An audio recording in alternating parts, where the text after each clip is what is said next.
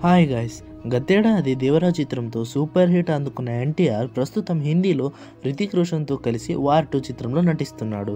ఈ షూటింగ్ చివరి దశకు చేరుకుంది. దీని తర్వాత ప్రశాంత్ నీల్తో సినిమా స్టార్ట్ చేయనున్నాడు ఎన్టీఆర్.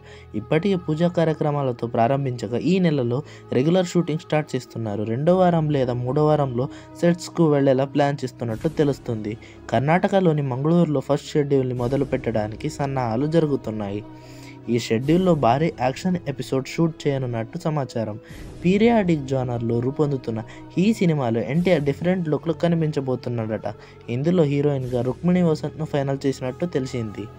మైత్రి మూవీ మేకర్స్, ఎన్టీఆర్ ఆర్ట్స్ సంస్థలు కలిసి నిర్మిస్తున్న ఈ చిత్రానికి డ్రాగన్ అనే టైటిల్ పరిశీలనలో ఉంది. వచ్చే ఏడాది సంక్రాంతికి ఈ సినిమా రిలీజ్ చేయాలని మేకర్స్ ప్లాన్ చేస్తున్నారు. ప్రశాంత్ నీల్ రూపొందించుతున్న ఈ మూవీ సైతం 2 భాగాలుగా వస్తుందనేదే టాక్.